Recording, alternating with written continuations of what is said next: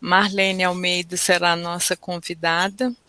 Essas são ações virtuais da Galeria Lavandeira, criada em 2013 e 2014. Ela começa a funcionar de modo presencial e desde o ano passado, em função da pandemia, nós estamos trabalhando virtualmente, de tal maneira que nós acabamos expandindo bastante o alcance do trabalho da galeria, sobretudo no que diz respeito à parte dela de pesquisa.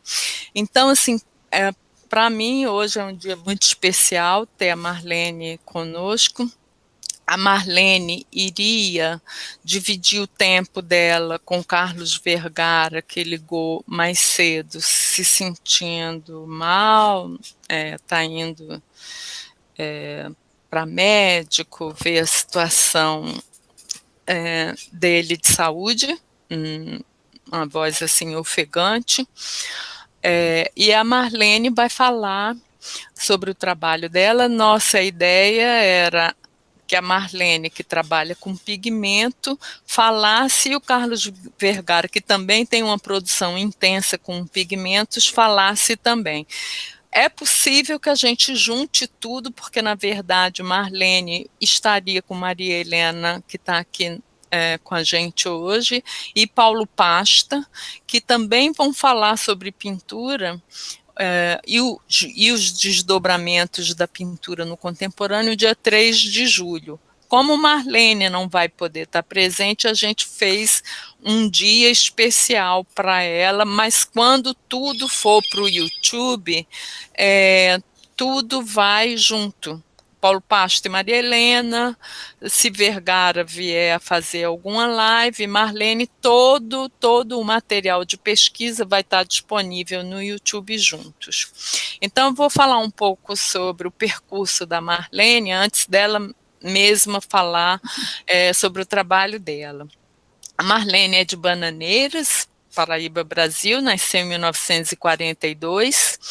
Ela é graduada em filosofia pela própria UFPB, onde também fez curso de desenho, pintura e escultura na coordenação de extensão. Além da produção de obras, Marlene sempre se dedicou à pesquisa dos materiais artísticos.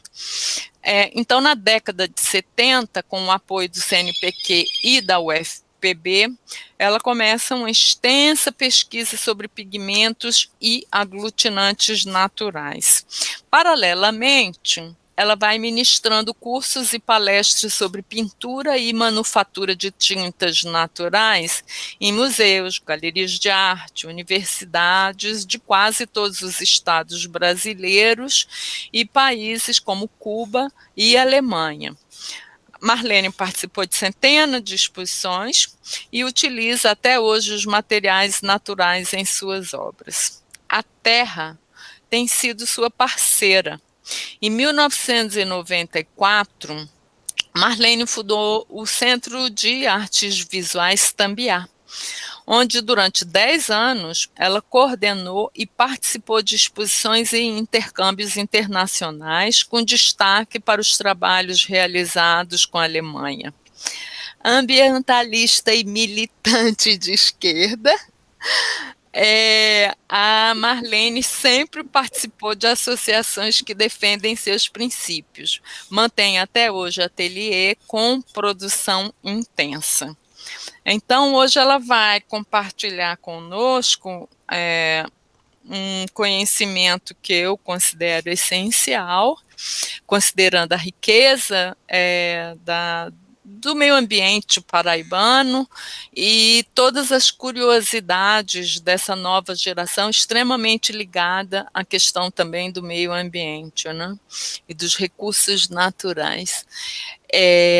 Aí eu queria saber, posso colocar o PowerPoint ou você quer falar alguma coisa antes de... Deixa eu falar alguma coisa e Isso. eu peço a você para colocar. Ótimo, tá bom. Bom. Em primeiro lugar, eu quero agradecer à professora Carmen Silvia, do Departamento de Artes Visuais da Universidade Federal da Paraíba, a oportunidade de estar aqui falando sobre a terra e agradecer a todos os presentes. mesmo virtuais.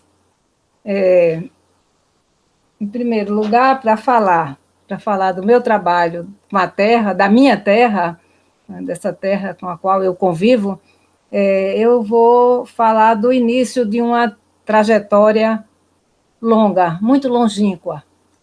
No início do meu trabalho, nos anos 50, a maioria de vocês nem tinha nascido.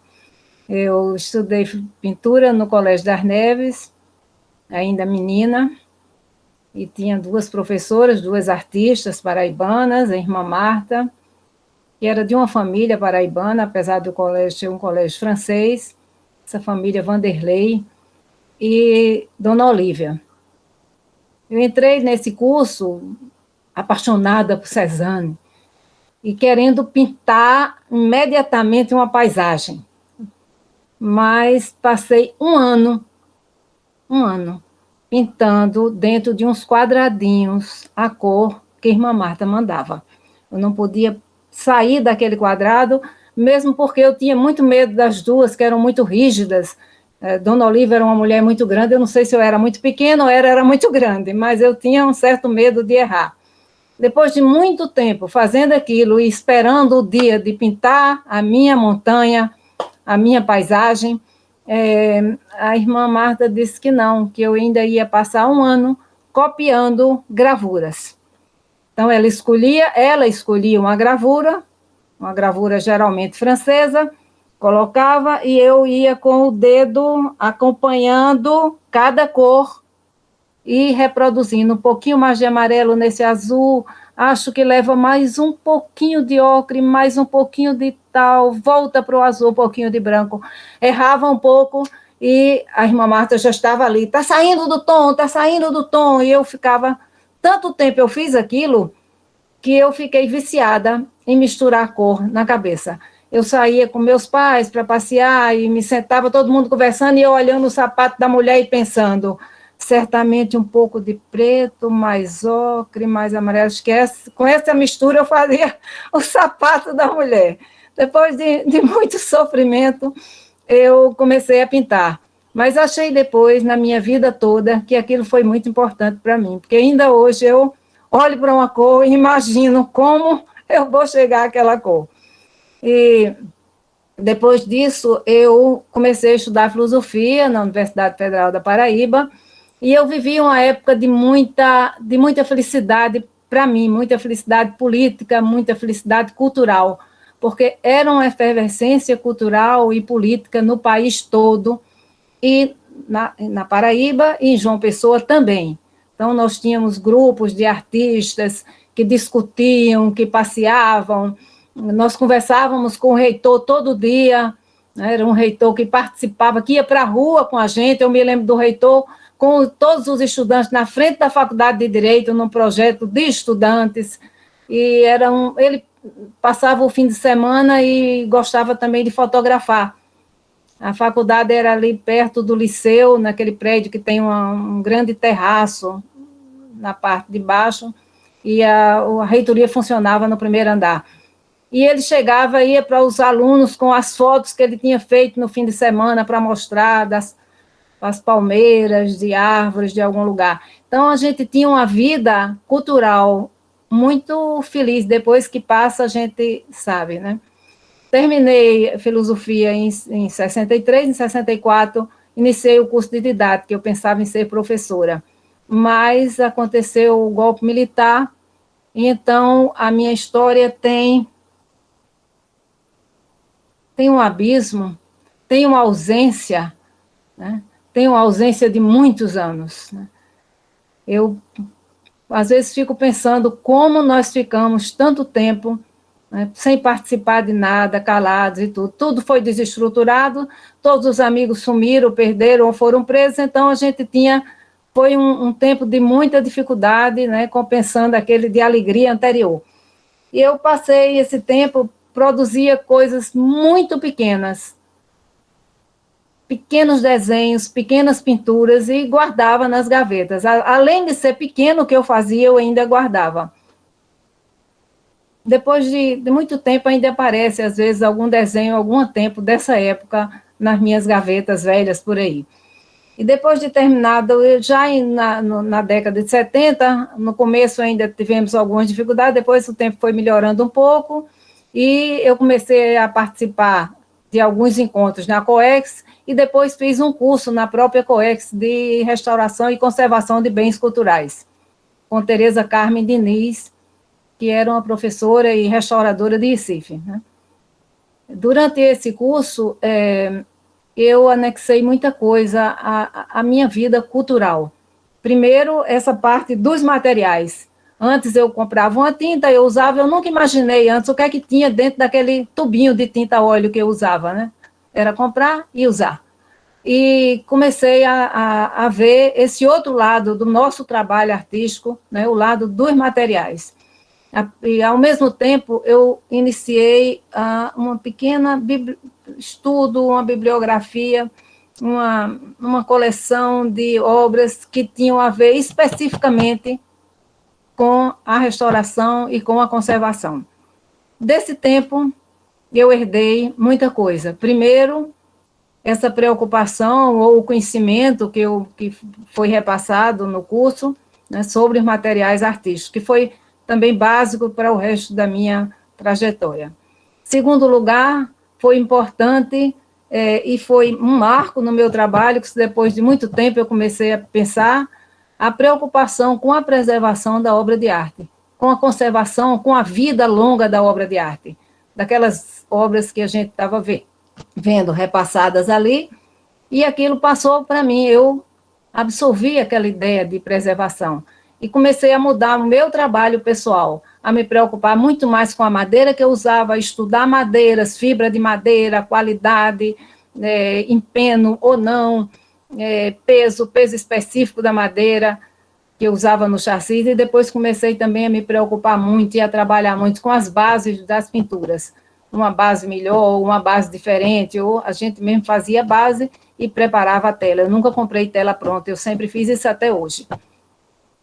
Depois disso aí, tinha essa outra parte importante, que foi o conhecimento de algo que eu não conhecia. Até aquele momento, eu só lia filosofia muito, porque eu sempre fui apaixonada por filosofia, literatura, política, muita coisa ligada à minha ideologia política, mas eu nunca tinha pensado em comprar um livro de materiais artísticos, um livro que ensinasse alguma técnica artística. E aí eu aprendi isso nesse curso. Por indicação de Tereza, comprei alguns livros de conservação e de restauração de autores italianos, né, portugueses, e essa pequena biblioteca foi crescendo e me ajudando a encontrar outras pessoas, né? Hoje eu tenho uma biblioteca que é importante, porque tem algumas obras que eu considero preciosas. A primeira preciosa comprada ainda nesse tempo de estudo de restauração, que é o livro de Cennino Cennini, que eu acho que todos os artistas sabem, e eu acho que quase todos conhecem. É um pequeno tratado, eu estou conversando com vocês com a mão no livro aqui. Eu tenho um carinho muito grande por esse livro, ele me acompanha desde a década de 70, está sempre perto, e é muito assim, interessante pensar que esse livro foi escrito em 1390, né? E ele é atual. Na semana passada, eu comprei um livro de uma americana que fala sobre as cores, e ela cita Cennino o tempo todo. Isso acontece com quase todos os outros que eu conheço, eles sempre estão citando Cennino, porque é básico para o trabalho de quem quer pesquisar, pintar ou trabalhar com materiais artísticos. Depois desse, eu consegui outros livros e que são importantes e que me deram essa abertura para o trabalho cada vez maior com materiais. Aquilo que parecia, a princípio, só uma passagem, eu vou pegar um material para pintar um quadro, passou a ser uma parte importante, um outro trabalho, uma outra arte, aquela arte de mexer, de procurar saber como foi, os primeiros que foram feitos e tal. Então, tem alguns mestres importantíssimos para mim, pelo menos uns 4 são básicos, eu sempre estou com esse nome deles na cabeça por aqui, é o Teofrastos, o mais importante, porque 300 e tantos anos antes de Cristo, né? Algumas coisas também que estão no Tratado de Teofrasto são hoje atuais. Se alguém quiser fazer um branco de chumbo hoje, uma cerusa, vai usar a mesma receita que passou dele para Vitrúvios, né? Que passou de Vitrúvios para Plínio Velho, também uma figura especial, e depois para Dioscórides, e foi passando para os outros, Albirune, Avicena, e chegou também até a Cianino. Então, esse caminho todo foi muito importante no meu trabalho, mesmo porque era um trabalho um pouco isolado, poucas pessoas se interessavam, né, pelo fazer artístico, poucas pessoas se interessavam ou queriam gastar um pouco de tempo fazendo uma tinta, preparando um material, e eu quase nem conversava muito sobre isso com as pessoas, né? Então, com toda essa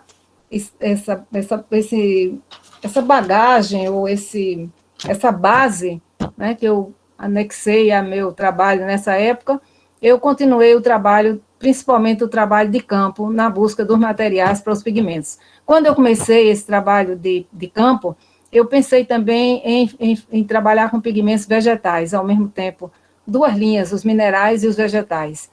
E rapidamente preparei muitas cores vegetais, cores lindíssimas. Tem, quando você passar aí, depois as imagens, Carmen, a gente mostra algumas cores vegetais. Apesar de muito bonitas, iluminadas, e de uma quantidade maior de cores do que as que eu tenho com a terra, eram cores fugitivas, né? Eu estou vendo um gato passando ali, Lucas.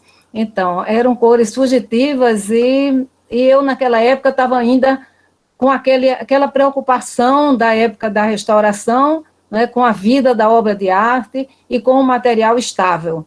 Então, eu preparei muitas cores vegetais, mas quase para comparar com o trabalho que eu fazia com as outras, mas me fixei mesmo nas cores minerais. Embora eu chame de terra, meu trabalho tem como foco as argilas. A primeira exposição que eu mostrei esse trabalho em 1979, foi até no Hotel Tambaú, no Congresso Internacional, eu ainda coloquei o nome de argilas. A partir daí, eu comecei a usar o nome de terra em todo o meu trabalho, embora, preferencialmente, eu use argila para pintura. Então, eu continuei trabalhando, pesquisando, organizando, mas com pouco tempo, eu comecei a entender que aquele meu conhecimento de filosofia e um pouco de arte não era suficiente para o trabalho que eu estava fazendo, né?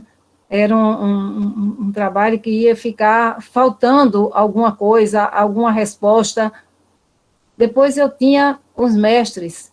Nenhum daqueles mestres trabalhou só com a área, nenhum, né? Todos eles, Plínio, né, Vitrúvio, todos eram filósofos, médicos, eram cientistas e artistas ao mesmo tempo. Eles colocavam a receita de uma tinta, de como você preparar um pigmento, imediatamente após uma receita de um remédio feito com aquela mesma argila ou com aquele mesmo material. Então, era uma coisa muito mais ampla, né? Misturavam tudo, os grandes alquimistas. Eu, uma alquimista pequena, precisava de ajuda. Então, quando eu senti isso, eu resolvi fazer um projeto no início da década de 80 para o CNPq, Conselho Nacional de Pesquisa Científica. Apresentei o projeto, foi aprovado e foi excelente para o meu trabalho, não pela parte financeira, que era pequena, de todo jeito ajudou um pouco, mas pelo nome do CNPq. Eu tinha acesso a muitos espaços, a Universidade Federal, tive todo o apoio da universidade a partir daí. E o que me faltava? Um químico, né? Me faltava mais um físico, um engenheiro, um geógrafo, tudo isso eu fui encontrando, né, na universidade. Eu já tinha em casa minha equipe especial, que era um engenheiro e um geógrafo, um geólogo e paleontólogo. Então, isso estava aqui à mão, me ajudando, mas eu precisava completar essa equipe. Então, eu tive todo o apoio, principalmente do pessoal do LTF, o Laboratório de Pesquisas Tecnológica Farmacêutica, acho mais ou menos esse o nome da universidade. Na época era dirigido pelo professor Delby Medeiros, e eu tive também uma sorte grande, porque quando eu cheguei lá para falar com o Delby e falar do meu projeto e o que eu queria, ele estava com um grupo de pesquisas trabalhando com a possibilidade de usar argilas em produtos cosméticos, e também em trabalhar com a outra parte da minha pesquisa, que eram as resinas, como para preparar comprimidos. Então, como você diz, você vai com um projeto e ele estava com outro que dava certinho, né? Então, visitou o meu ateliê e nós acertamos trocar ideias, trocar argilas, trocar materiais. Com isso, eu consegui que o químico do laboratório fizesse o que eu estava precisando muito na hora, que era a pesquisa e análise das resinas, né? Nós chegamos à conclusão que a resina que daria mais certo com o meu trabalho seria a resina de cajueiro, por vários motivos. Primeiro, porque a gente tem plantações extensivas de cajueiro na região, e é uma resina de fácil acesso, né? E é uma resina que aparece naturalmente na árvore, você não precisa cortar, não precisa fazer nada, é natural. Nessa época, inclusive, a época de resina, a gente passa e o cajueiro está lá soltando resina. E, além do fato de ser um material de fácil acesso e de se ter em quantidade, era a resina que deu as características semelhantes à goma arábica. E como eu já trabalhava com goma arábica, eu queria algo para substituir a goma arábica, que não é nossa, nós conseguimos pulverizar, primeiro, purificar, mais ou menos encontramos uns 14% a 16% de impurezas no material natural, depois conseguimos pulverizar em gases a vácuo.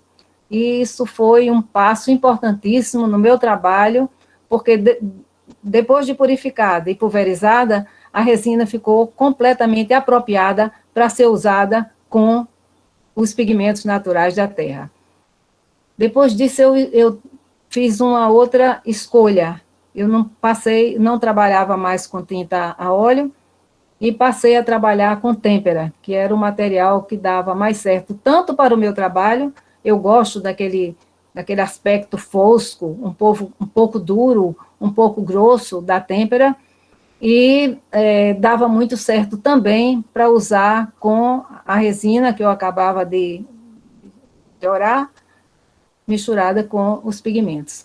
Então, a partir daí, eu comecei a trabalhar sempre com esse material, ampliando sempre e sempre a quantidade de argilas, as cores de argila. Há pouco tempo eu me lembrei, além de artista, eu virei uma colecionadora, porque eu tinha aquela coisa de colecionar, de guardar uma outra cor, quando tem pouca, deixar para ali, para guardar. Não, essa eu não vou gastar, porque está aí e tal, vai ficar. Eu tenho hoje ainda as primeiras argilas que eu coletei, em vidrinhos pequenos, um pouquinho de cada uma, guardadas ali. E aí, essa coleção foi aumentando, eu fui trabalhando sempre com ela, eu produzo muito. Eu acho que um artista plástico, ele tem a obrigação de trabalhar, é um trabalhador, e para o meu caso pessoal, cada pessoa tem sua escolha, sua maneira, não é? Eu nunca achei que devia pintar um bocado quando fosse fazer uma exposição, eu achava que tinha que todo dia produzir, e foi isso que eu fiz durante toda a minha vida, e todo o tempo usando esses materiais naturais. Agora, a gente vai mudando, claro, não é? Eu sou dialética, eu entendo essas mudanças, e com o tempo, aquela minha angústia com a obra, não é? Com aquela obra que tinha que viver muito mais do que eu, né? Muito mais do que ela mesmo merecia. Então, foi se afrouxando. Eu fui deixando de passar 3 camadas de base na tela, passando só 2, achando que não precisava tanto, achando que não tinha necessidade de ser o tempo todo aquela madeira.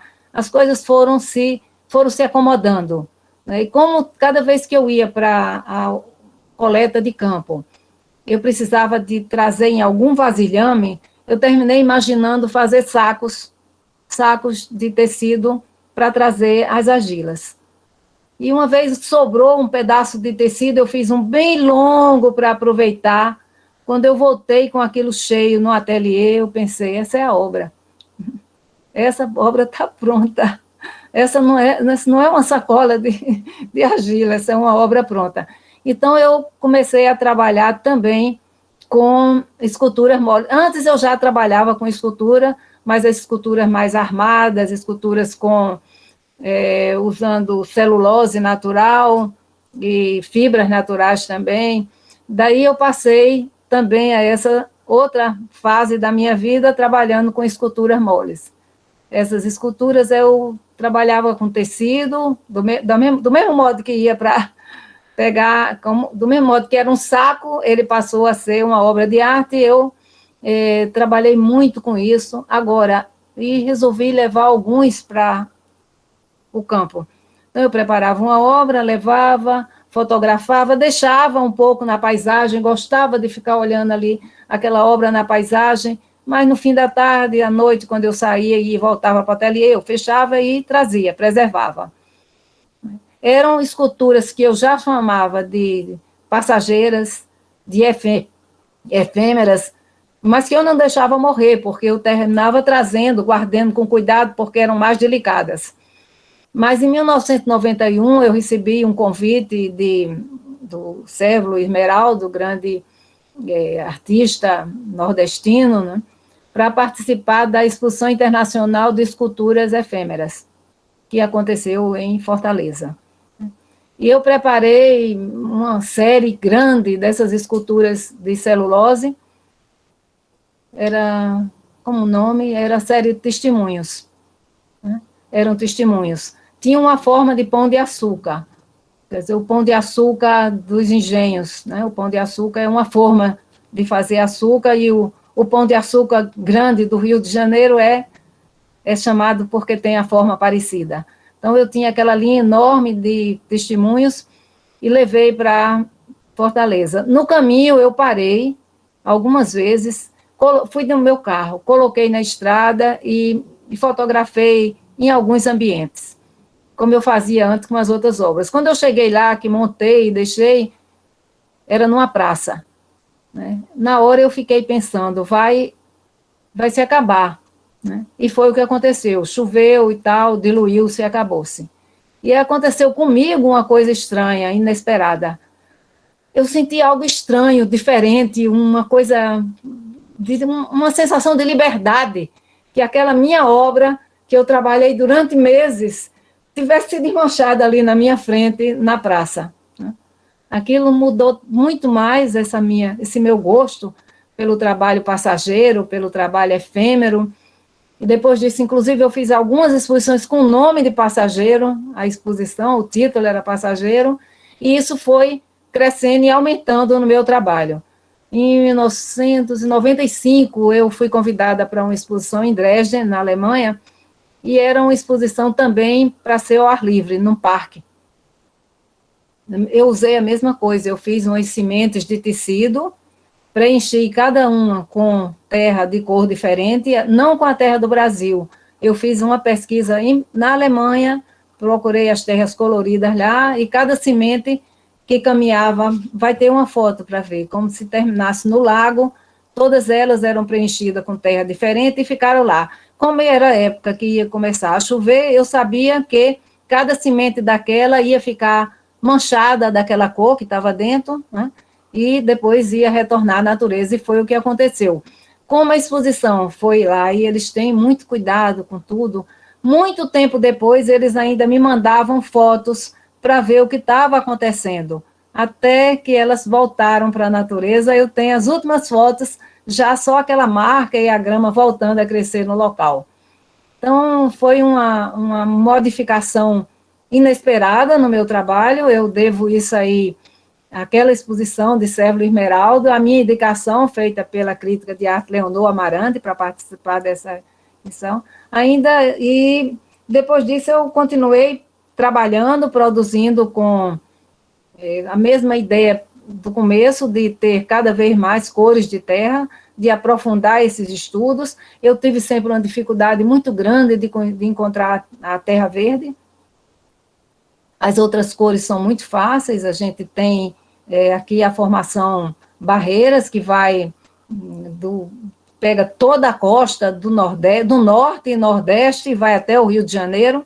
Então, é como uma fábrica de cores, é um lugar que eu sempre acho maravilhoso, assim como o Cabo Branco, e que foi o início do meu trabalho. E isso continua, eu sempre estou indo a cada uma, estou visitando, estou pesquisando, e essa vontade do verde que me angustiou durante muito tempo, tanto tempo que eu até fiz poesias. Eu tinha poesia, eu quero verde, muito verde, verde cana, verde plana, verde anda, há muito tempo procurando. Em todo canto eu chegava procurando verde. E consegui alguns que não resultaram num pigmento bom, porque não era uma argila que se adequava, era uma argila com montmorillonita, que é um tipo de argila que incha quando ela é hidratada, e ela não resulta num pigmento adequado. Mas depois, com a assessoria do meu geólogo preferido, eu consegui chegar a uma argila de cor verde, que deu um pigmento maravilhoso. Eu até coloquei essa semana no meu Instagram um mostruário com as cores verdes da Chapada do Araripe. E essa ligação com a terra minha continua, né? Ela continua politicamente, ela continua também do ponto de vista da ecologia. Eu considero que o uso dos materiais da terra, que o uso dos pigmentos da terra, é muito mais do que uma escolha. Né? Não é uma escolha como se você fosse numa loja comprar um material. Aí você escolhe o material na loja e compra. Né? Na maior frieza, ou né, não há necessidade de uma relação maior. Mas esse trabalho com a terra, com os pigmentos da terra, ele exige uma relação, uma troca afetiva, uma troca muito maior do que, a princípio, a pessoa pensa. Eu sempre digo que a escolha ou a opção pelo uso das cores da terra é uma opção que pede outras opções. Ela é uma cadeia de ligações, né? Primeiro porque você, antes de trabalhar, antes de começar a pintar, antes de preparar a tinta, antes do ateliê, você começa o trabalho. Você começa o trabalho no campo. E eu considero aquilo como obra de arte. Preparar a terra e procurar e selecionar no campo, na falésia, nas montanhas, onde for, eu considero isso aí já uma parte da obra de arte. E acho que só é válido trabalhar com isso se houver um retorno, se houver uma troca. Se eu tiver tão ligada a essa terra, eu brinco muito, eu digo, a gente precisa conhecer o cheiro de todas as terras para poder trabalhar com elas. Né? Ter essa intimidade e também ter a obrigação de defender de todas as maneiras, de lutar, né, de todos os cantos. Então, eu sempre digo, se posso me definir, eu fico um pouco constrangida sempre de me definir como artista e me definir como filósofa. São dois nomes que cresceram muito e que ganharam uma aura tão grande que eles são grandes demais para mim. Mas eu gosto muito de me definir como uma pessoa que está ali trabalhando, lutando, não é? Como uma militante. Eu sou, sobretudo, uma militante. Eu não sou uma pessoa calminha, que olha, que deixa as coisas acontecerem.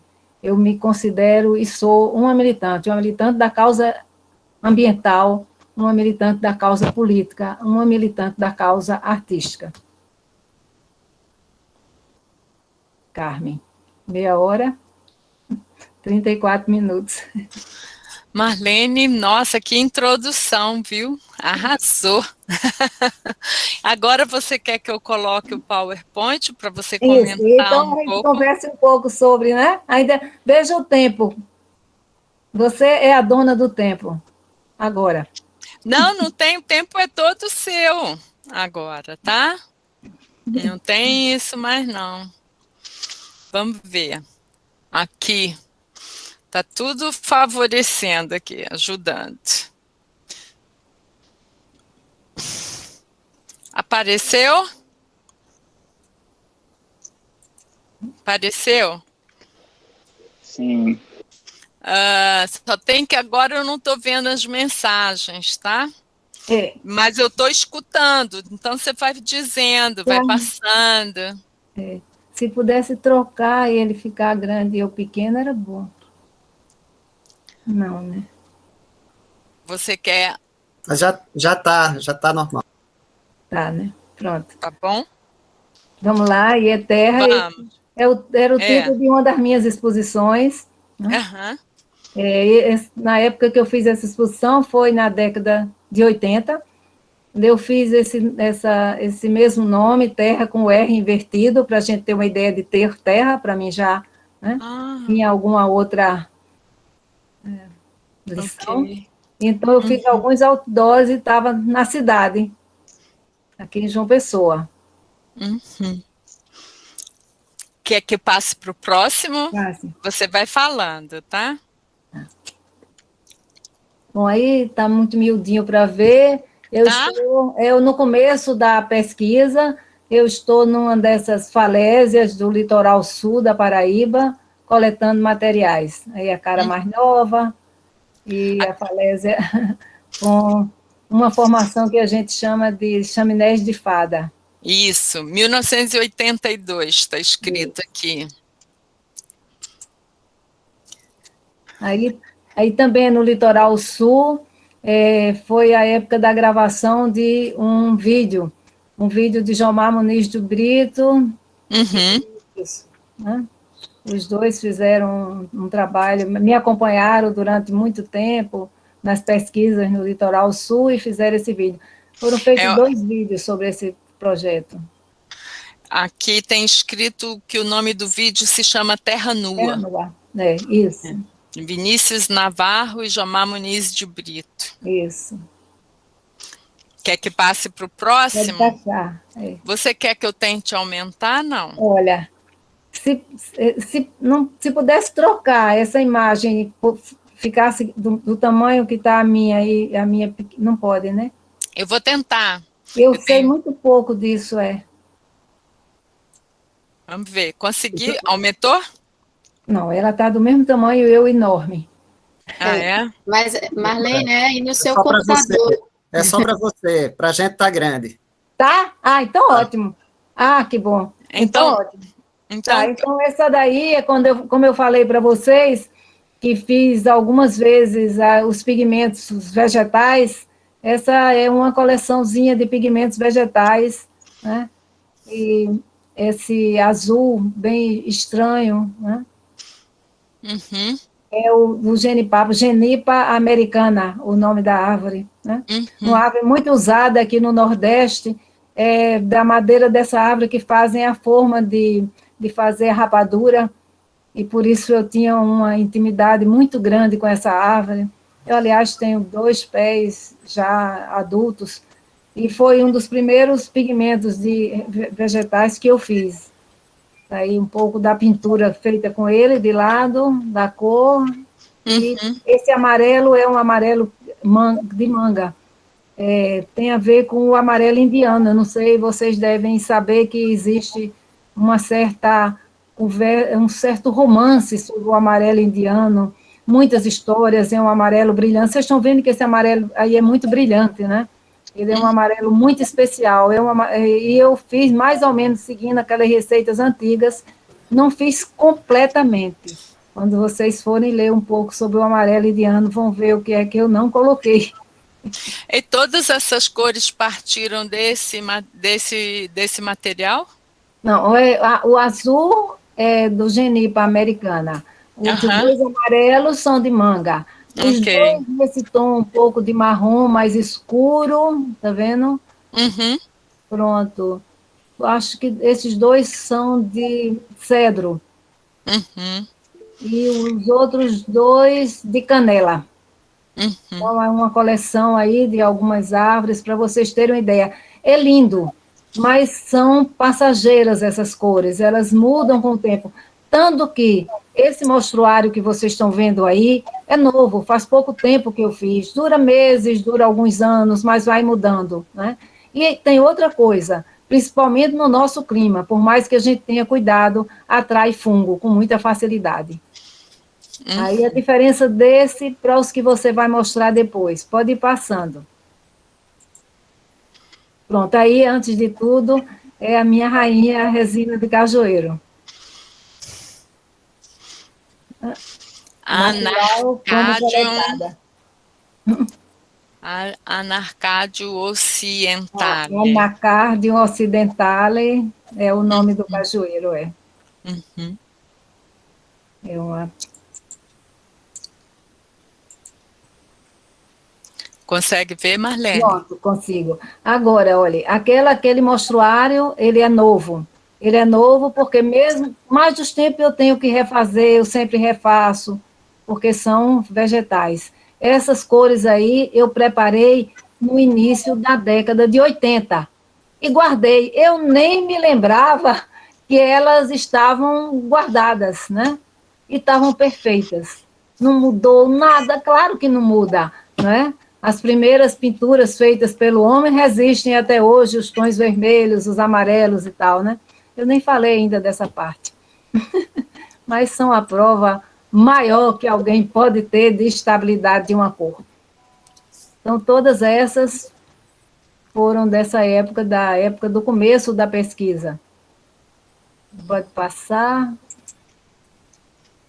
Pronto. Essas cores aí todas são, eu acho que do litoral sul. Tabatinga, por ali. Gramame, Gramame não. Jacumã, Tabatinga, e Graú, que agora chamam com outro nome, e Arraial, que também agora mudaram de nome. Mas na minha pesquisa elas vão ter que continuar com esses nomes, porque já estão há muito tempo. Passo? Passe. Pronto. Aí mais uma mistura de cores, eu não sei se essas são, parece que são as que dá acho que são cortes da estrada daqui até Recife. Tem um pouco de tom esverdeado, eu acho, num aí, que são mais ou menos perto daquela usina Maravilha, e ali tem um pequeno afloramento da formação Gramame. Não é da Barreiras. Pode passar. Pronto. Essa é uma coleção de cores, todas essas do litoral sul da Paraíba. Aqui tem escrito pigmentos prontos, argilas das falésias da formação Barreiras. Isso. Formação Barreiras é essa formação que vai do norte, nordeste, até o Rio de Janeiro. São falésias vivas, porque são falésias vivas, são muito fáceis de se trabalhar, né? Que estão em constante movimento e mudanças. Bom, essa foto aí foi da Eco 92. Então, na Eco 92, os artistas que eram ligados ao movimento Artistas pela Natureza, eu sou do movimento Artistas pela Natureza, e nós fizemos uma exposição mostrando muito a terra brasileira e as lutas dos artistas defendendo a terra. Então, esse foi o meu trabalho lá. 92.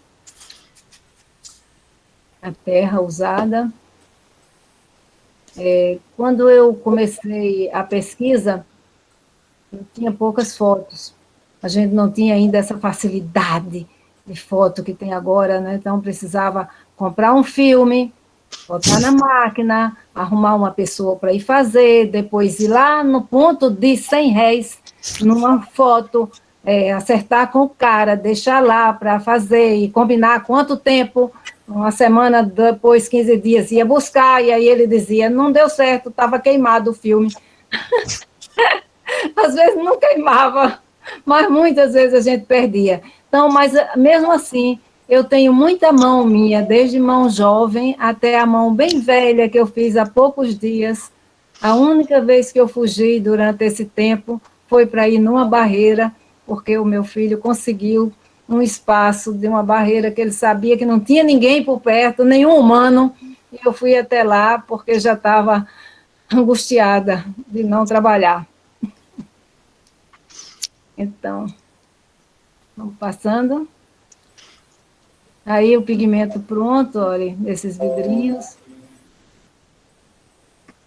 Há uma diferença grande, às vezes, entre o material que a gente pega na barreira, o material que a gente está vendo em qualquer ocorrência, e o que vai ficar depois pronto para você usar no ateliê.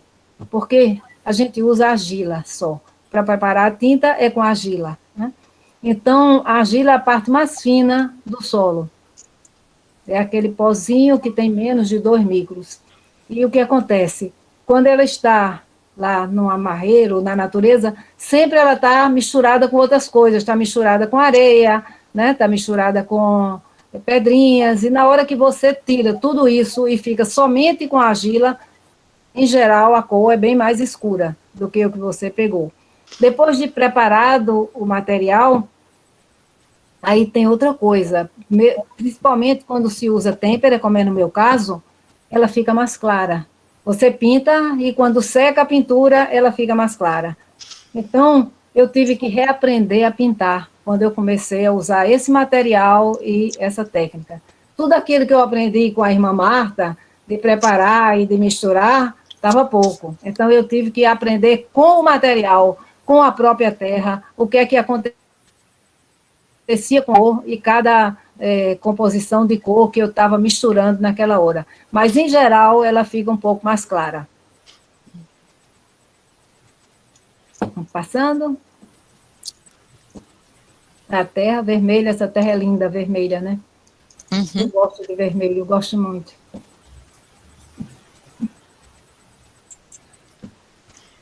E aí, eu numa barreira, alguns anos atrás.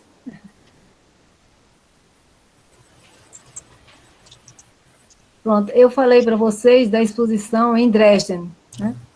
Essa é aquela tal exposição em Dresden. As figuras eram todas assim, como se elas estivessem caminhando para aquele lago.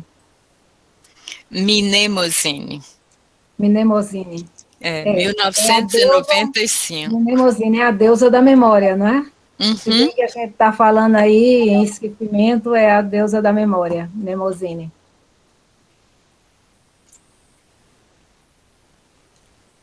Bom, aí nós temos uma coisa que eu ia falar para vocês.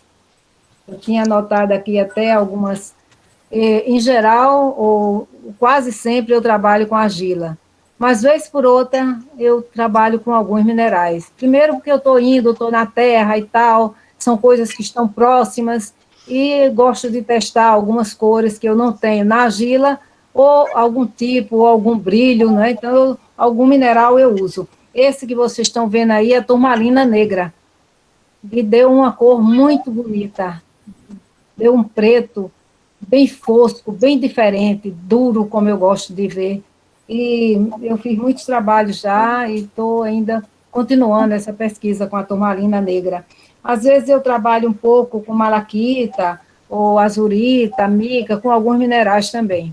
E é possível preparar pigmentos com eles. Pode ir passando.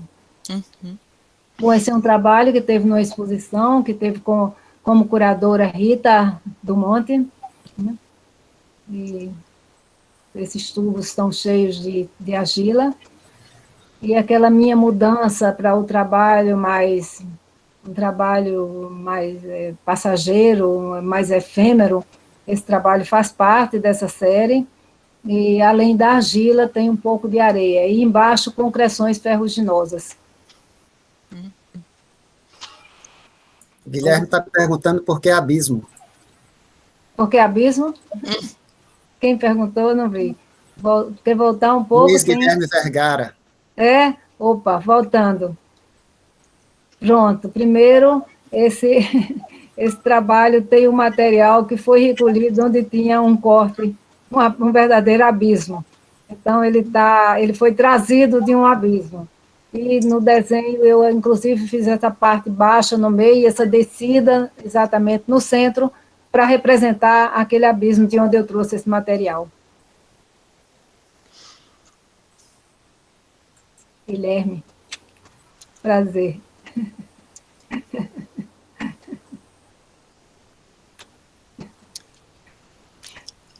Bom, Terra Sombria. Pronto, esse trabalho aí é quase um mostruário de tons de terras escuras. Né? São terras quase todos são tons de marrom e quase preto, um pouco de branco. E esse trabalho pertence hoje ao acervo do Museu Nacional em Brasília. Carmen, vê se você coloca a apresentação em tela cheia. Vou colocar, então. Pronto.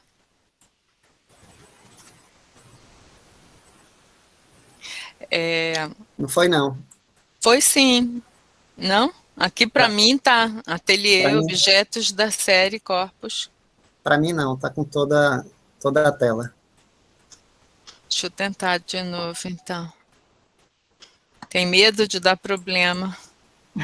Foi? Então, deixa assim. Não. Bom, aí uma foto do ateliê, uma parte de trás, que tem umas esculturas antigas, todas feitas com uma pasta de celulose e fibras naturais. Eu usei bastante fibra de sisal nesse material, nessas esculturas, e pigmentos naturais. Objetos da série Corpus Terrae. Terra, Uhum. é latim, terra.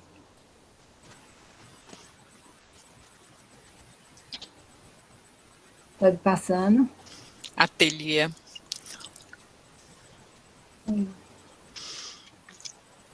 Passei. Está no mesmo, Carmen. Não. Gente, peraí, vou diminuir, tá? Não estou no mesmo, não. Pronto, agora passou. Pronto, passou. Aí o outro lado do ateliê, embaixo tem uma série de montanhas, são 11 montanhas pequenas, né? Algumas obras que misturam a tela e o objeto.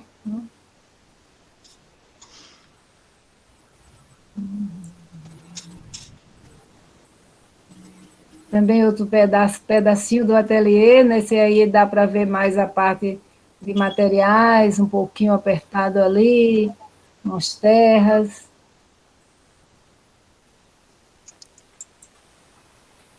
Ainda eu preparei algumas amostras, cada vez que eu trabalho, eu às vezes faço uma amostra em tela, em papel, e outra em fibra. Vocês estão vendo perto que tem essa linhazinha em pé, não é?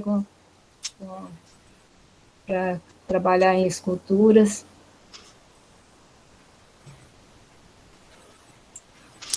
Passo, Marlene. Pode passar. Pronto, essa aí é uma vista mais antiga, eu ainda um pouquinho mais nova, um pouquinho de nada, e em algumas pinturas e objetos da série Terra para o Destino. Essa época eu usei muita argila branca. Gente, eu estou indo atrás dessa argila agora.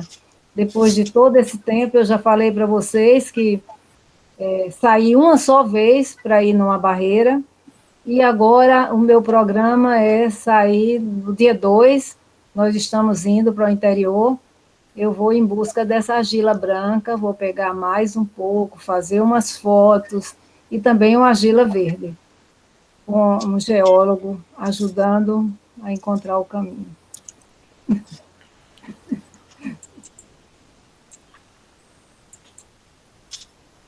Esse é um trabalho antigo,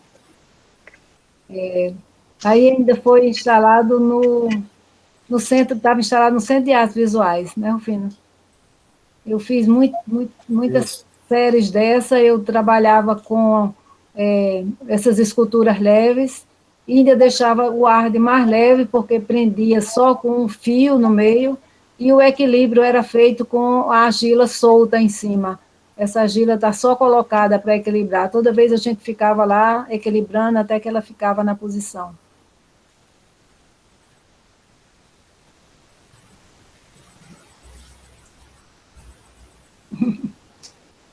Pronto, isso aí é um trabalho da série Passatempo, que eu falei para vocês. Cada tubo desse tinha 12 metros de comprimento, estavam preenchidos com argilas de tons claros e um pouquinho de areia para ficar mais pesado entre a argila. Esse trabalho, ele está aí numa foto meio estranha, porque a foto foi tirada de fora da galeria, era uma galeria em São Paulo, da Valuória. E tinha um vidro e a foto foi feita de fora. Eu gostei dessa imagem, mas interfere um pouco no trabalho. Essa exposição ela foi levada depois para a Alemanha, e lá eu enchi 800 metros de tubo desse aí, porque ela foi uma exposição muito grande na Alemanha.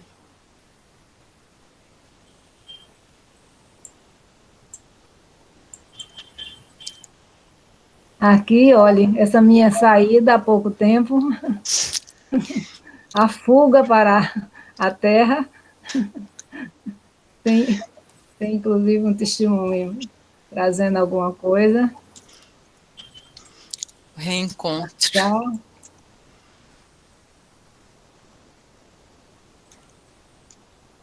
Eu não estou nem vendo essa. Está estranho. No mesmo lugar, eu acho que você estava.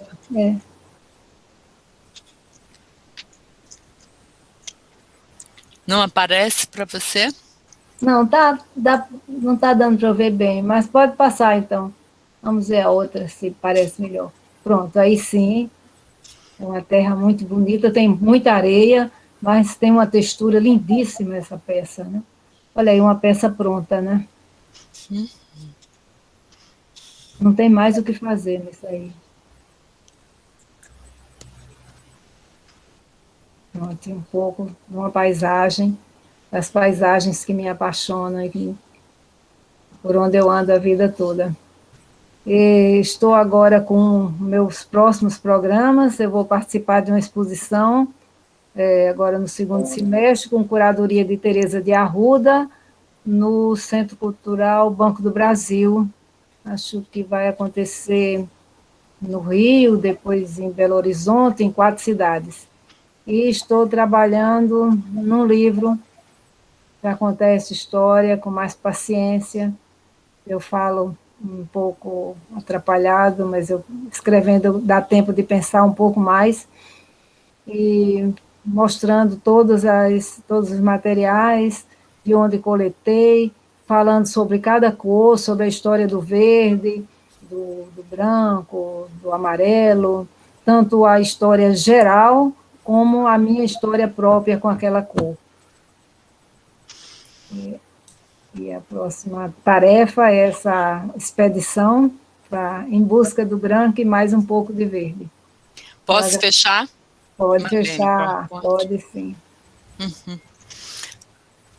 Será que não seria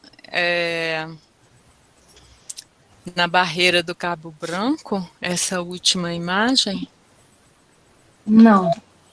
Não? Não, é do litoral sul, mas não é do Cabo Branco, Eu acho que a barreira do Cabo Branco foi o início do meu amor pelas terras coloridas. Mas termino que eu uso pouco no trabalho. Primeiro, porque eu não gosto nem de... Mesmo quando está no chão, não gosto muito de pegar e tirar alguma coisa de lá. Segundo, porque as cores da barreira do Cabo Branco, elas são muito misturadas, né? São argilas variegatas. Então, uma cor contamina a outra com muita facilidade. Uhum. Olha, Marlene, eu queria te pedir desculpa por não ter conseguido ampliar no tamanho, talvez isso devesse ter sido feito desde o início. Tá perfeito. E também eu não sei se é porque temos muita gente aqui que eu não tenha conseguido do meio em diante, né? Fiquei com medo de dar problema e ter que começar tudo do começo. E aí agora a gente vai abrir para as pessoas que queiram fazer perguntas. Aqui já tem uma fila. Gabriel foi o primeiro a levantar a mão.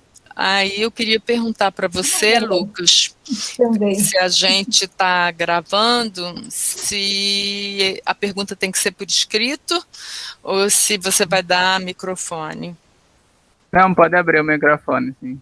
E não se preocupe com a apresentação, que tudo gravou muito bem. Ótimo, ainda bem. Gabriel, seja bem-vindo e pode falar. Marlene, você inclusive citou isso na sua fala.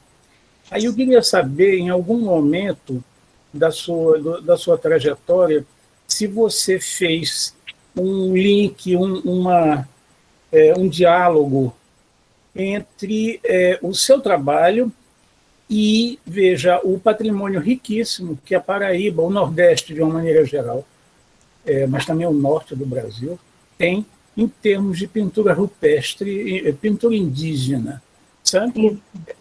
E aí eu queria saber assim, se você fez alguma pesquisa, até mesmo de intervenção paralela, dialogando, assim, fazendo uma intervenção de arte da terra junto a essas pinturas, criando uma tensão entre a pintura dos índios e o seu trabalho. Agora, eu quero dizer também que você é uma felizada, porque tem um geólogo para lhe orientar, né? Isso é uma vantagem grande, né, Marlene? É uma coisa maravilhosa. Obrigada, Gabriel, pela pergunta. É um prazer estar ali vendo aí pequenininho, mas o que a gente pode fazer agora tem que ser assim, não é? Então, mas é o seguinte, eu tenho assim, eu até falei um pouco rapidamente no assunto, né? Mas cada cor que eu estudei desde o começo, né? Significa que eu estudei desde as inscrições rupestres. Isso vai estar no meu livro, né? Então, por exemplo, eu estava escrevendo nesses últimos dias sobre o vermelho, né? E o vermelho é uma cor que aparece em quase todas essas inscrições rupestres muito conhecidas, porque todo mundo, quando fala em inscrição rupestre, vem na cabeça imediatamente Lascaux e Altamira, Lascaux e Altamira. Né? Então, e termina a gente esquecendo do que tem, né? Do que todo canto, há pouco tempo, está muito na moda falar de cor, eu acho que vocês estão vendo isso por aí. Quantos livros tem? O verde, tem um livro de cada um de uma cor, o verde, o amarelo, o preto, é um livro, né? E tem livros da história das cores, o romance das cores, olha, todo tipo.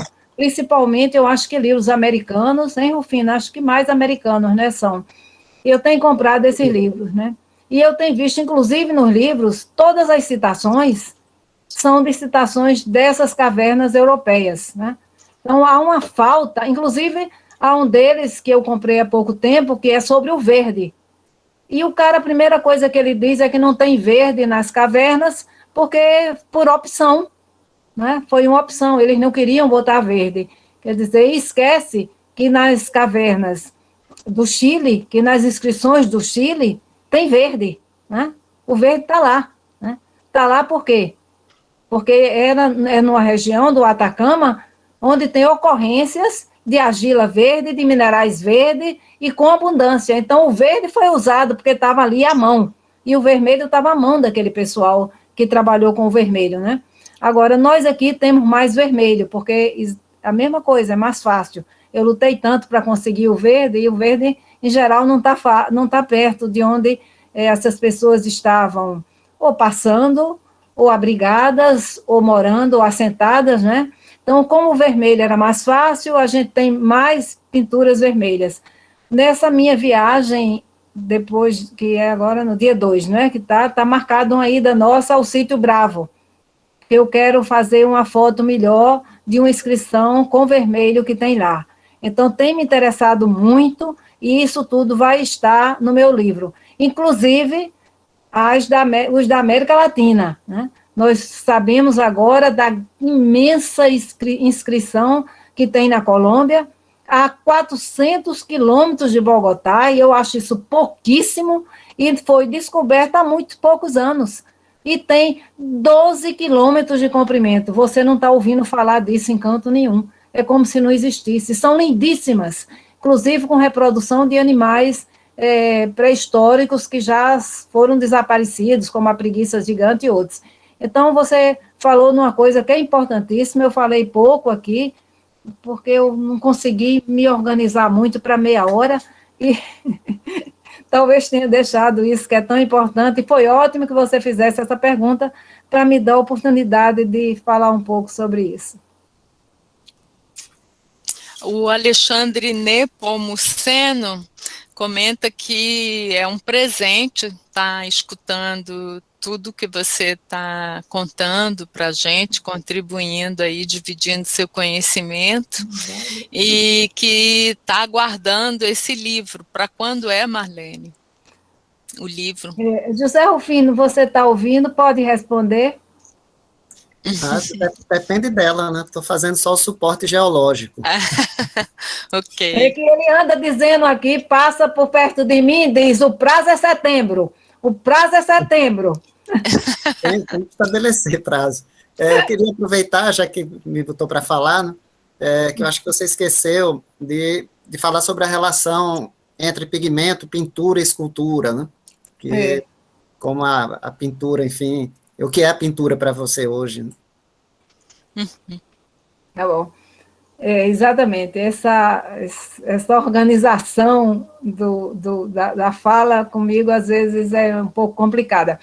Mas é isso mesmo, o pigmento, no começo, para mim, ele era somente um material para a pintura. Aos poucos, ele foi, né, entrando também na escultura.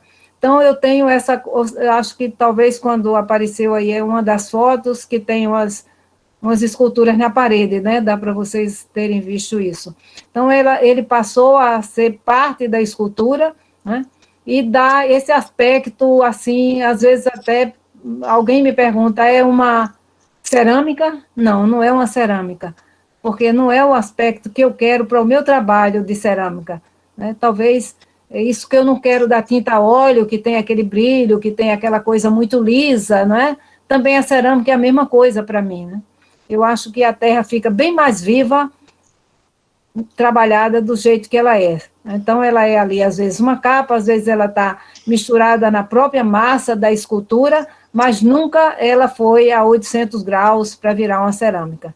Então, foi sempre uma parte importante nas esculturas, tanto desse tipo de escultura feito com a pasta, que é uma pasta natural, como nas esculturas moles. Elas sempre foi uma parte importante, né?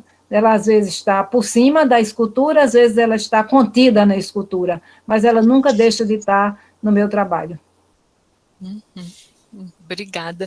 Eu queria te perguntar, você queima material, porque às vezes dá a impressão de...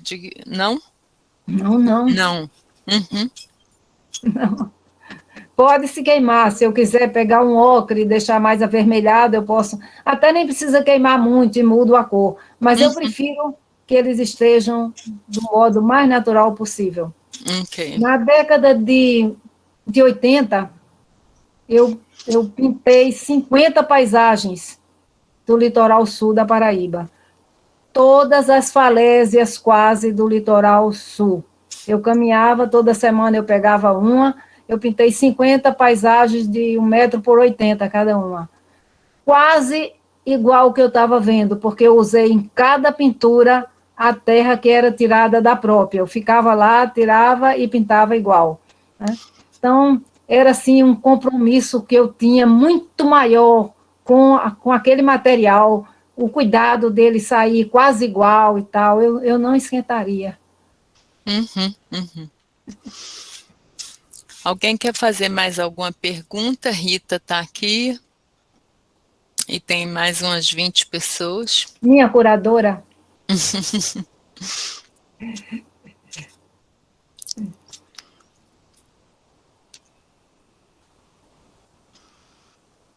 Gabriel.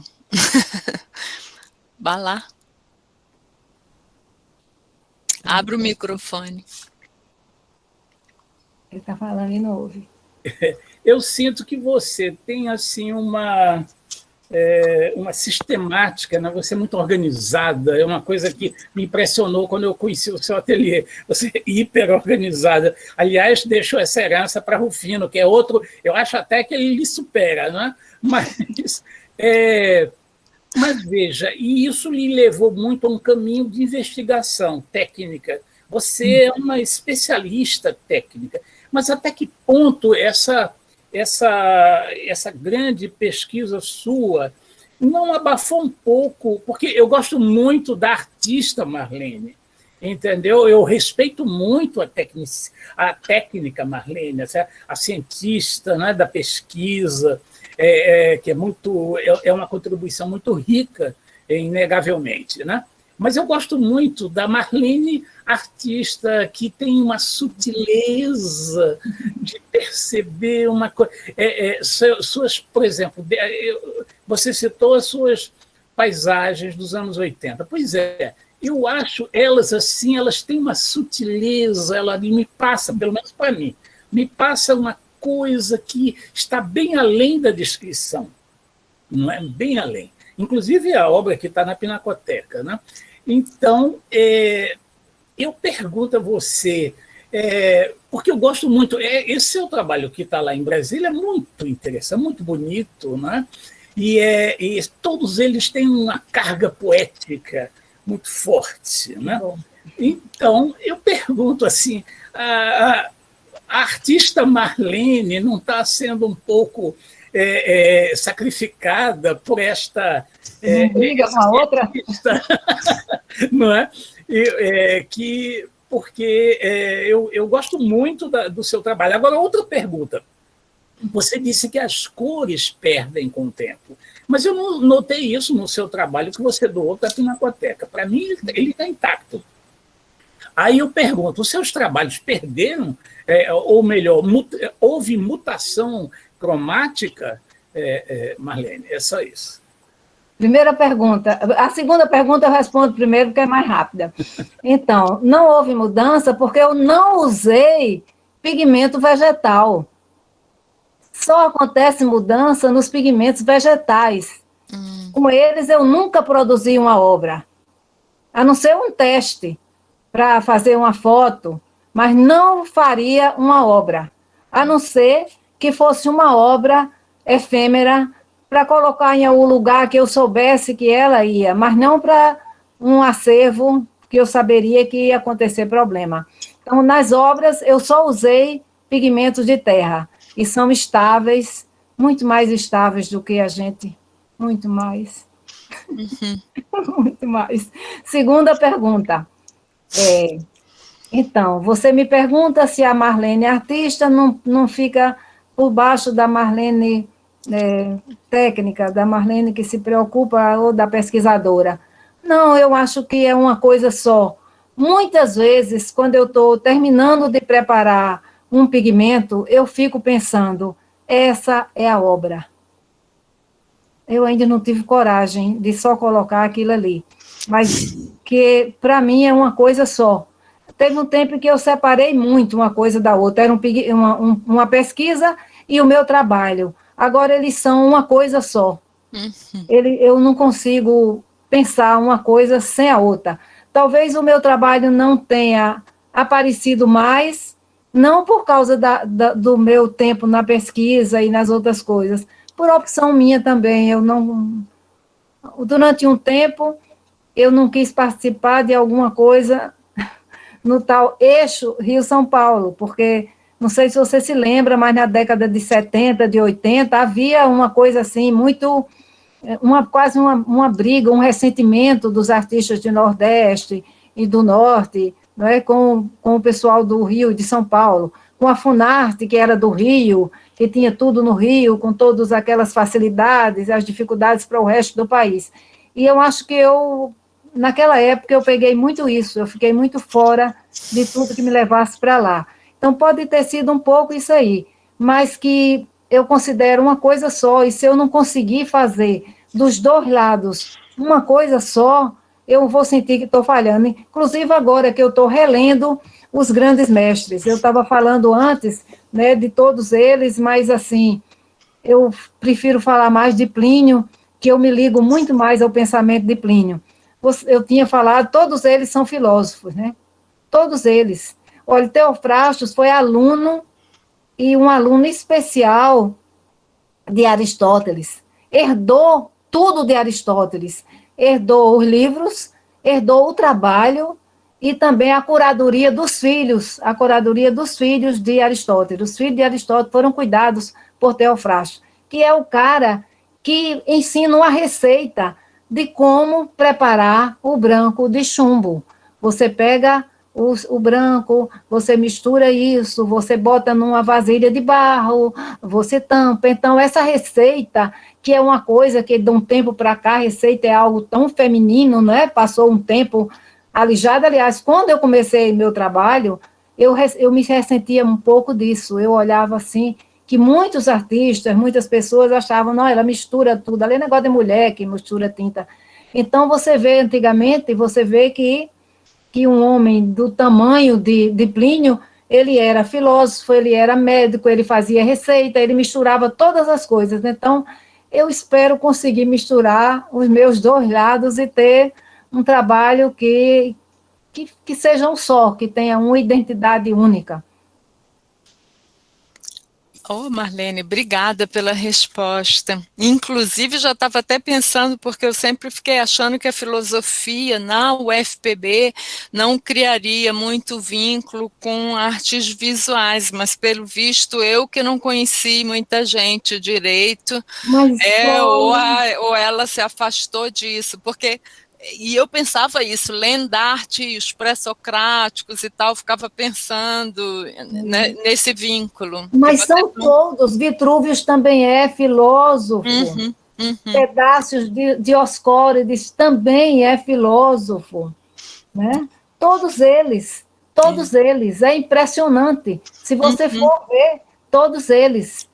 E ainda hoje eu acho muito mais, acho como Rufino é cientista e é artista, né? Ele sempre defendeu muito essa junção, mas há uma cobrança, as pessoas sempre acham que ou é um lado ou outro, né? Mas eu acho que é muito bom quando a gente consegue, quando é juntar poesia com pintura, com literatura, né?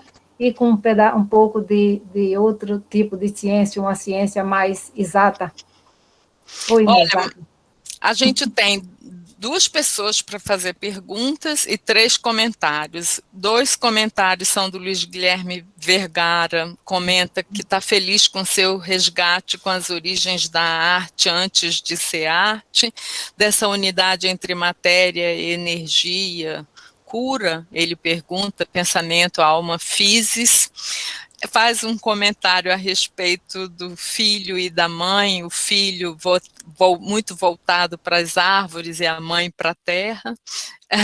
Esses são os comentários do Vergara. E a Vitória, ela comenta se veria a Marlene pintora de telas enquanto uma fase inicial do trabalho. Na verdade, é uma pergunta também. A pergunta da Vitória... que se soma a esse pensamento de se você se via como uma pintora de telas, né? Vem logo em seguida as perguntas, e eu vou abrir o microfone para a Maria Helena e para o Alexandre depois da Maria Helena. Aí você fica à vontade nessa... Eu me via como uma pintora de telas. Isso. Se você se via assim no início da sua carreira, quando você queria pintar a montanha Saint Victoire. Exato, queria. Sim, no começo eu era uma pintora de telas. No começo eu era uma pintora de telas, eu achava que aquilo era o resultado final de todo o meu esforço de aprender a pintar, e era uma pintora de telas com tinta a óleo, ainda tem isso, eu usava tinta a óleo e tela. Depois as coisas vão caminhando e vão anexando outras coisas e vão mudando, né, aparecendo outros caminhos. Mas o início foi exatamente esse, né? que você podia falar da relação com as tintas venenosas, que foi uma questão bem importante para você. Exatamente. Isso. Eu acho também que quando eu, além da parte dos materiais e tal, ainda na década de 80, eu trabalhei com restauração, né? No trabalho, quando Teresa Carmen contratou para fazer a restauração das imagens do convento Santo Antônio, Igreja São Francisco, né? Foram todas as imagens restauradas e eu participei da restauração. Então, nessa época, a gente lidava e aprendia a lidar com aqueles materiais que eram materiais normais de pintura. Todo dia a gente precisava tomar leite, 2 vezes durante o trabalho, para poder conviver com aqueles materiais, com aqueles solventes, né? E no meu ateliê também, no começo, havia um cheiro de solvente no ar, de terebentina, né, de outros solventes que a gente usava. Aquilo tudo era um cheiro que fazia muito mal, fazia mal a mim e fazia os artistas. E depois eu comecei, estudando os materiais, a descobrir o branco que eu usava, que se chamava branco de prata, na realidade era branco de chumbo, né? Então era veneno puro e eu usava. O azul da Prússia, veneno puro também, o próprio pigmento, né? Os amarelos todas as tintas que eram desenvolvidas, originárias do chumbo, né? Elas tinham uma quantidade grande de material tóxico. Então, tudo isso eu fui descobrindo aos poucos. A gente, na história também, tem muito, eu falei que o Plínio, né, ensinou a preparar aquele branco é uma tragédia. Aquele branco foi uma grande tragédia na vida de muita gente, na vida dos artistas, né? O branco de chumbo. Um deles, eu acho que é Dioscórides, que fala, inclusive, que o branco, estando preparando o branco de chumbo, é bom tirar os cachorros de perto, porque eles podem morrer, né? Na hora da transmutação da matéria, os alquímicos falavam muito em transmutação, ou essa mudança, não é? Então, acontecia que alguns cachorros morriam, porque estavam por perto, né? Então, vocês veem aí que eles também sabiam de quanto aqueles materiais eram tóxicos. Isso tudo também influenciou nessa minha escolha de um material que tivesse longe de tudo isso. Inclusive porque, ao contrário do que eles diziam, de todos esses materiais, e que nós sabemos que é verdade, né? Que o chumbo e o cobre não são muito bons para a saúde. Depois de tudo isso, eles, quando falavam de alguma argila, eles usaram muita argila, né? No começo da nossa era, da era cristã, um pouco antes, né? Uns 300, 200 anos antes, eles usavam e cada argila tinha um nome, o nome do local, ainda isso se usa hoje, né? A cor de Verona, o marrom de Siena, né?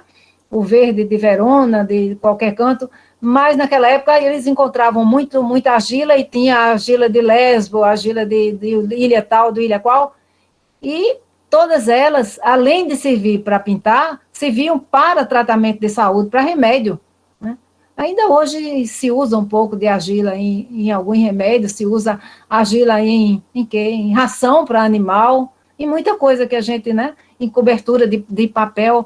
Então, a gente sai do veneno, sai do tóxico, sai do veneno e vai para um produto que é mais do que isso, é medicinal, né?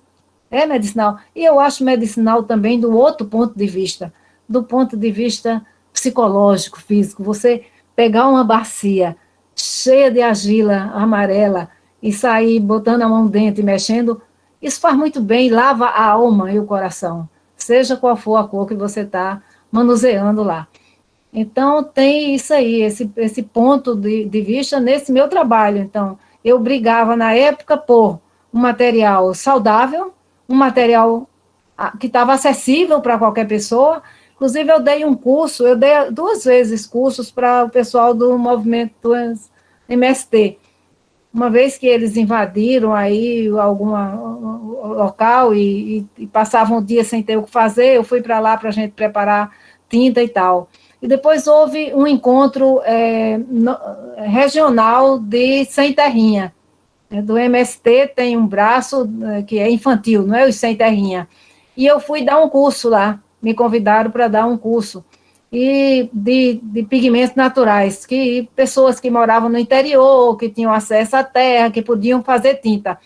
E eu fui, quando eu cheguei na sala, tinha uns 300 meninos calados numa sala, tudo assim bem comportado, um pouco encabulado, né? Não estava acostumado com aquele encabedelo.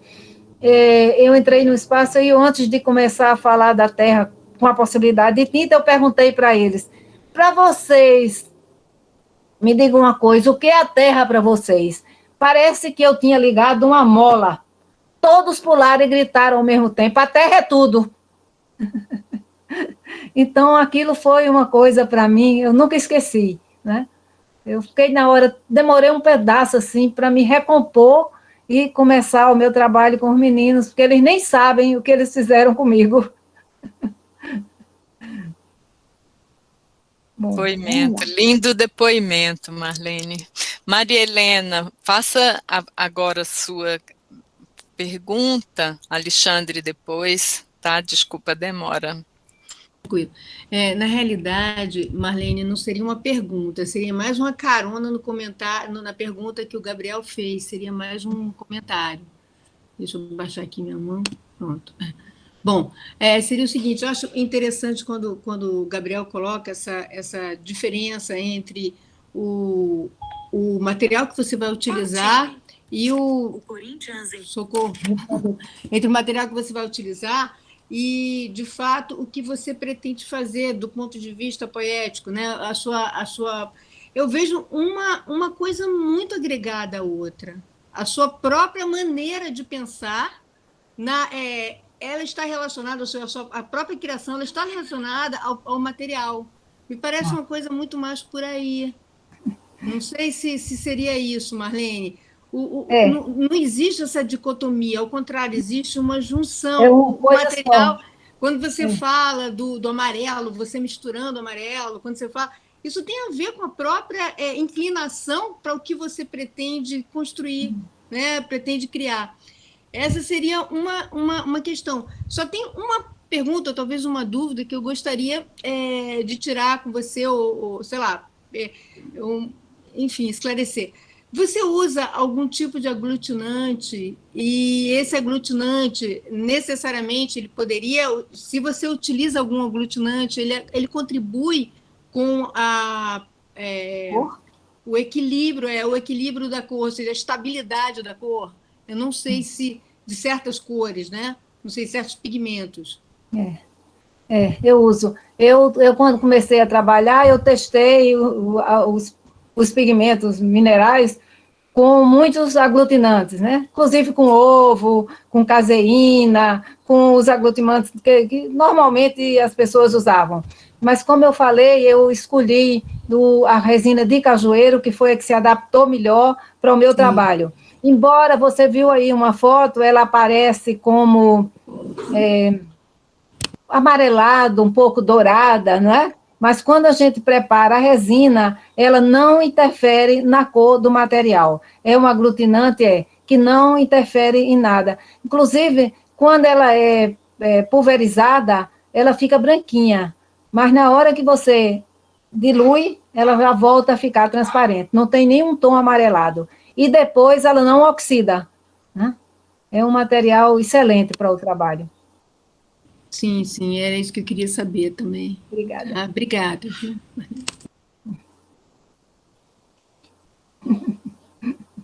Oi, Alexandre. Oi, tudo bom? Boa tarde, gente. Boa tarde, Alexandre, prazer. Obrigado, Marlene, querida. Obrigado você por essa aula maravilhosa. Que aula. Coisa boa lhe ver depois desse tempo todo, ainda que esteja aqui, né? Pequenininho. Nessa distância. Primeiro, eu adorei da sua fala, um pouco da sua história, que eu também já acompanho há algum tempo, e é muito bom saber de você mesma, né, essa trajetória. E é interessante isso que Gabriel falou, Maria Helena também ali complementando, né, esse olhar sobre o seu trabalho. Eu ouvindo, inclusive, é difícil às vezes dissociar, né, eu não consegui, por exemplo, ver essas duas Marlenes, assim, a cientista, pesquisadora e artista ali, né? A maneira que você se apropria disso, da pesquisa há tantos anos, né? O amor que você tem pelo material, né, pela descoberta, pela conservação. Para mim, isso é um trabalho artístico por si só, né? E que bom que você está fazendo esse livro, eu acho que é fundamental, vai ser um patrimônio, assim, ter esse livro para nós todos, né? Estudantes, pesquisadores, curadores. Mas uma coisa que eu queria perguntar a você, tem a ver até com a minha área também, pensando no que você produziu esse tempo todo. Eu fico muito interessado também na coisa do seu arquivo, né? do acervo que você construiu ao longo dessa vida toda. E espero que isso esteja no livro, de alguma forma, né? Já que a gente não pode fazer essas visitas, nem tão... Mas eu fiquei muito curioso de saber, por exemplo, como é que os jovens artistas, né, os estudantes também de artes visuais, eles acessam esse material, isso que você construiu, né? Se por acaso, além das aulas que eu sei que você dá, né, os cursos que você dá esporadicamente, assim, em algum momento, como é que eles acessam esse seu arsenal ali, né, de riqueza que você tem, a sua trajetória, se além das aulas, como é que as pessoas acessam isso, já que você não tem o livro, né, pronto, por exemplo. Bom, como o chefe está mandando, eu vou ter que terminar esse livro rápido, né? Mas fora isso, bom, quando eu fiz o projeto, Alexandre, uma das minhas ideias, né, era sair ensinando em todo canto. Eu queria, não só no MST, mas em todo canto, né? Então, eu dei curso no Brasil quase todo. Eu dei o primeiro curso na Universidade de Belém, depois eu dei em Fortaleza, eu dei na Fundação José Augusto, em Natal, na Escolinha de Arte em Recife, aqui na Universidade, Departamento de Arte, antes era Arte e Educação, né? Eu dei aí, Museu de Arte de Salvador, com apoio lá da universidade. Em São Paulo, eu dei vários espaços. No Rio, dei no MAN do Rio. Ainda na década de 80, eu dei um curso de pigmentos no MAN do Rio. Depois dei em Brasília, na Fundação Cultural de Brasília para artistas profissionais. Depois em Cuba, que de todos foi o que me deu mais prazer, porque foi transmitido para o país todo, por rádio.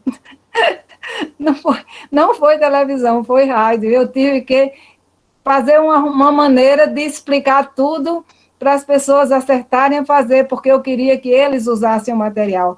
Depois, durante muito tempo, na Alemanha. Mas eu não tenho modo de acessar, a não ser uma visita aqui, e tem um Instagram com algumas fotos, algum material. Ultimamente, eu estou deixando mais alguma informação, além da foto, no Instagram. Né? Fora isso, só quando o livro estiver pronto.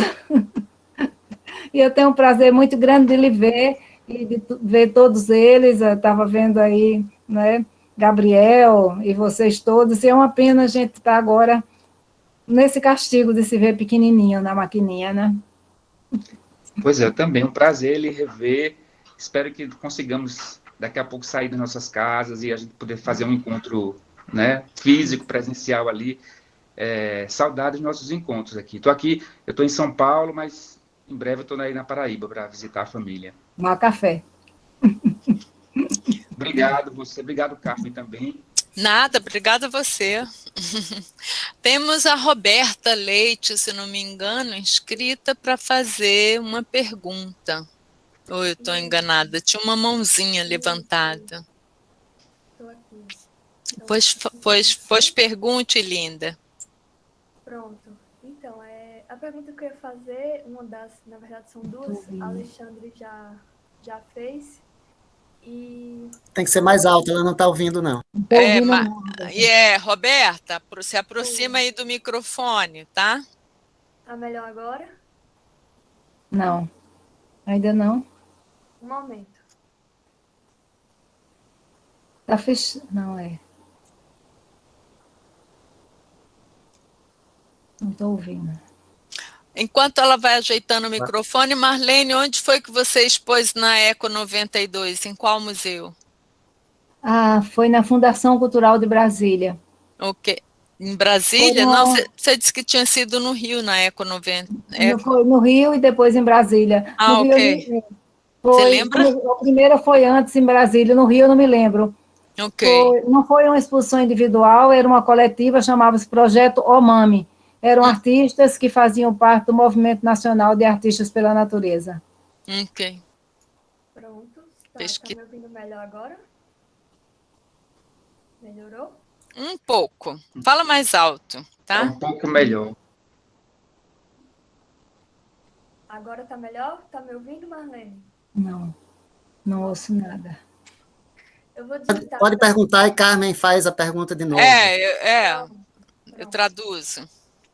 Você comentou que no início da sua carreira teve um período de pausa, no sentido de que houve a ditadura, e eu queria fazer a pergunta, além de artista, né, você comentou também que é militante, eu acho que, na verdade, só de sermos artistas nesse país já é um ato de muito grande de resistência, mas eu queria saber se, durante esse período que você comentou, se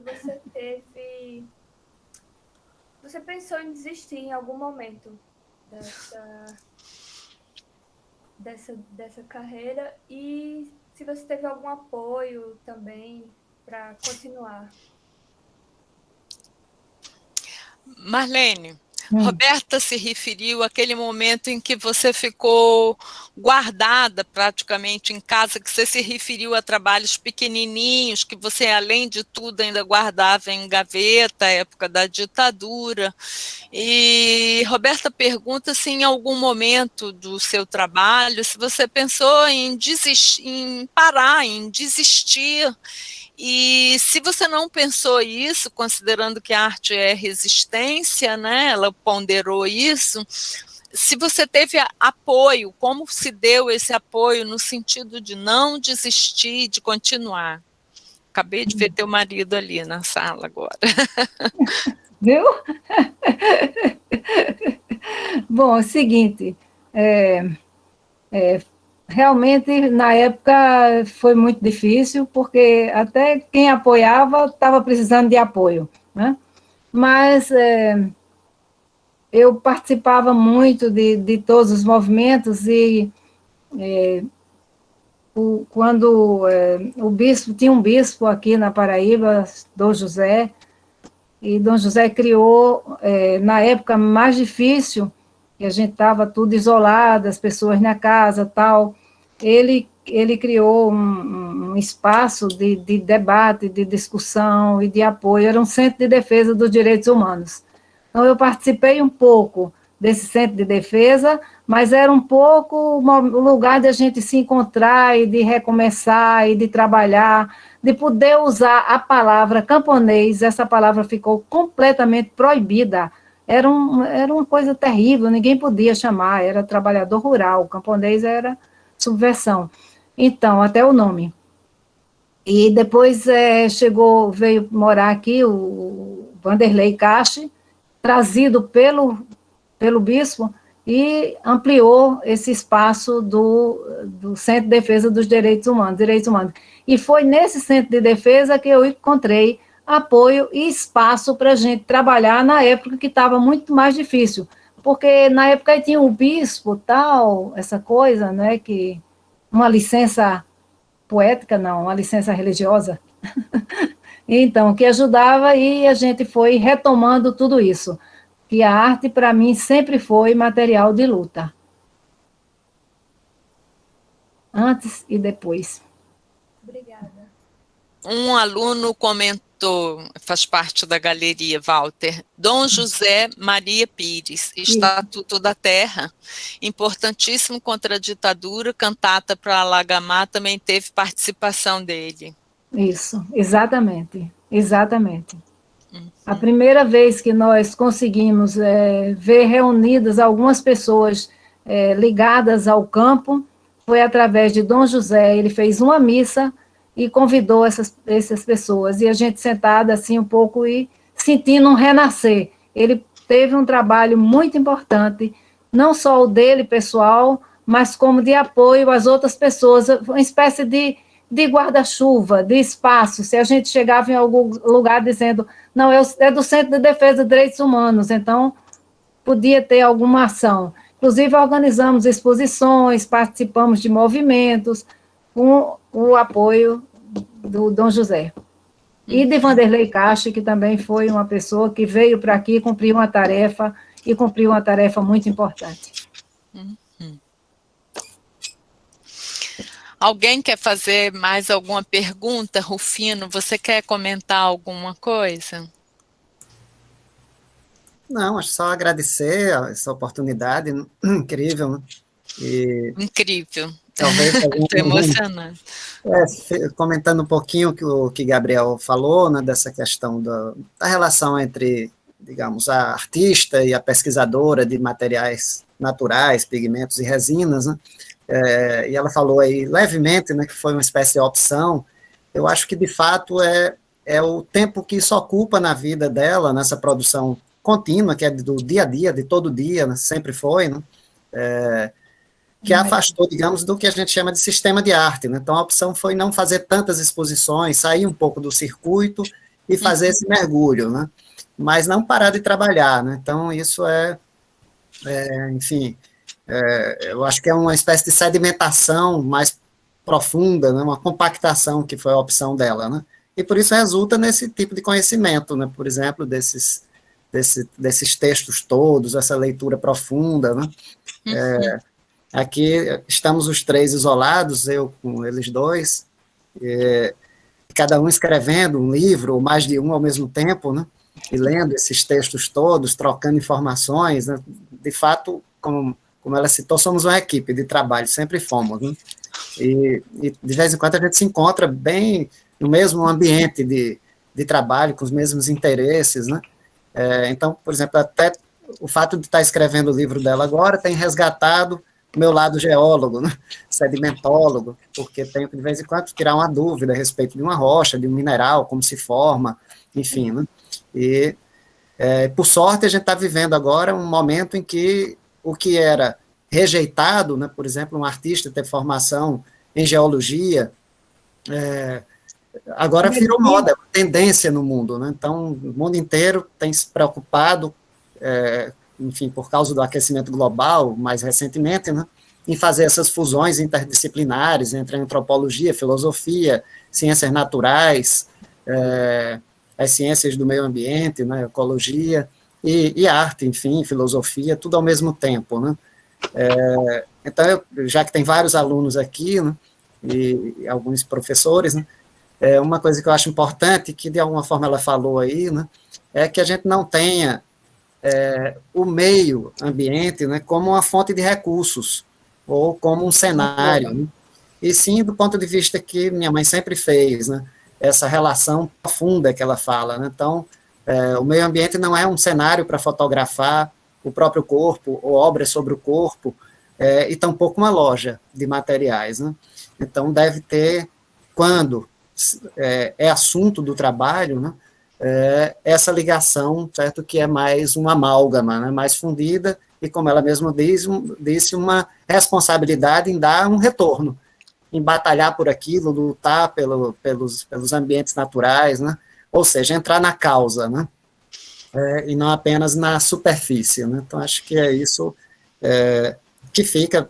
enfim, e ficou para mim, né, como um ensinamento de ser artista, todo vem dela, né? Então vem disso, da educação que tive, enfim, desse exemplo, né, cotidiano que vejo desde que nasci, né? Então acho que é isso, meu depoimento, né? E agradecer mais uma vez a todos, né, pela iniciativa de Carmen, pela ação dos alunos cada vez mais envolvidos nesses trabalhos enfim, de pesquisa e de difusão, né, do material que a gente produz na universidade, que deve produzir cada vez mais para a comunidade, para a sociedade como um todo, né, e não apenas nas cápsulas do trabalho científico, enfim, acadêmico. Rufino, Vergara deixou um abraço para a família paraibana antes de sair, para você e para a Marlene, mas exatamente antes da gente encerrar, eu queria muito... Carmen, só uma parte. Só uma Oi. parte. Ele deixou um abraço para a família paraibana, mas ele é paraibano. Ah, é? Guilherme Vergara? Os Vergara daqui. Então, eu já fiz pesquisas dos anos 70 e vi participação indireta do seu pai. Eu me recordo também de alguém dizendo, mas você ainda mora em casa, não mora em apartamento? Aí você riu e disse, não, papai não pode morar em apartamento, não, ele tem que ter um lugar separado para as experiências dele. Então, em que, assim, como você vê a atuação também do seu pai, no sentido de que vocês são uma família que fazem muitas trocas científicas e artísticas, e um está sempre apoiando o outro e ajudando. E política. E política. Isso. Como ele apoia, deu esteio para o trabalho de vocês de alguma maneira? Ele entrou e saiu aí algumas vezes, eu queria que você falasse um pouco. Ele saiu com paciência de ficar aqui sentado, mas, enfim, é isso que eu digo, é sempre um complementa o outro desde sempre, né?